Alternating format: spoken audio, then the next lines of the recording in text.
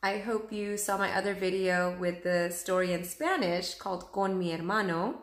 It was Spanish and English, so I hope you enjoyed that. And now we're going to move on to Lions at Lunchtime by Mary Pope Osborne. We're on chapter 7, and it's called Hi There. The forest was cooler than the sunny plains. It was filled with shadows and bird calls.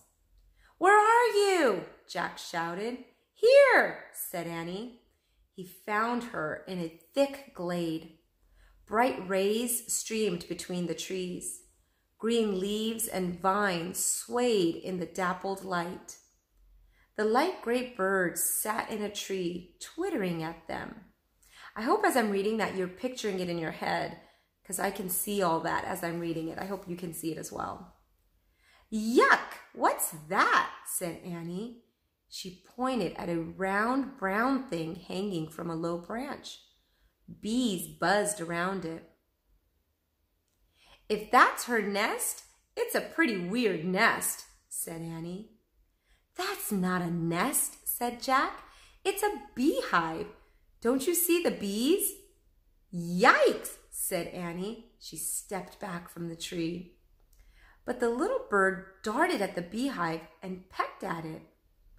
"What's she doing?" said Annie. The bird kept pecking at the hive. "I don't know. Maybe she's as nuts as you," said Jack. "Look her up in the book," said Annie. "See if it says that she's nuts." "Are you kidding?" said Jack. "The nutty bird isn't going to be in this book. Just look." Jack opened his Africa book. He kept turning the pages. Just as he thought there was no gray bird in the book. "Forget it," he said. "Keep looking," said Annie. Jack turned one more page, and there it was, a little gray bird, a beehive, and a tall, painted warrior with a spear. "I don't believe this," said Jack. Then he read aloud. "This bird is called a honey guide. It's both a friend and a helper to the Musi people, an African tribe known for their fierce fighting skills and bravery."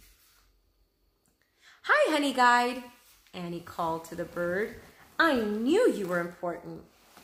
Jack kept reading. "The honey guide leads a Musi tribesperson to a beehive. The bird waits for him or her to scatter the bees and take the honey. Then the bird feasts on the honeycomb."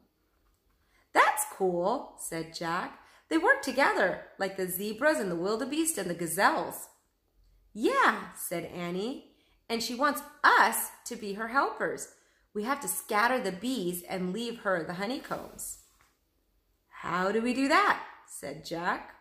He looked back at the book. It didn't say how. "Well, maybe we could wave those weeds at them," said Annie.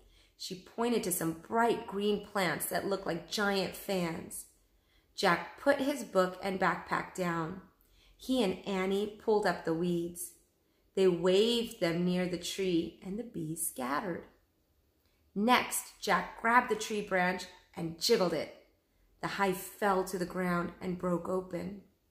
Annie stooped and stuck her finger into the golden honeycomb. "Yummy," she said when she tasted the honey. "Try it." And here's a picture of them getting those leaves and fanning them. Jack stuck his finger in the honeycomb too. He licked off the golden honey. It was the sweetest honey he had ever tasted.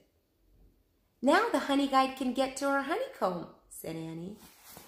"Yeah, but she'd better hurry before the bees come back," said Jack. "It's weird," said Annie. "Honey's so sweet and good, but to get it, you have to go past a lot of dangerous bees." "Oh, man," whispered Jack. "That's it." "That's what?" asked Annie. Jack said Morgan's riddle.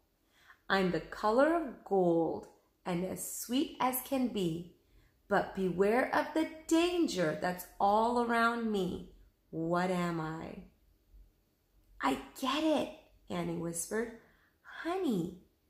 Honey, said Jack, nodding and smiling. That's it. We've answered Morgan's riddle. Let's go home. He stood up to leave. He gasped.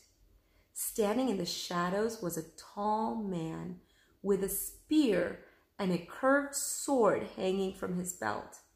His face was painted in fierce, bright colors. Jack knew at once what he was. A Musi warrior. Hi there, Annie said in a small voice. And that's how the chapter ends. The next chapter is called Yum, chapter 8. And we're more than halfway done with the book. I hope you'll join me tomorrow night for Lions at Lunchtime. And I hope you enjoyed the chapter today. Have a wonderful night. Sleep well. Get lots of rest so you can come to class prepared tomorrow. And have a good night. Sweet dreams.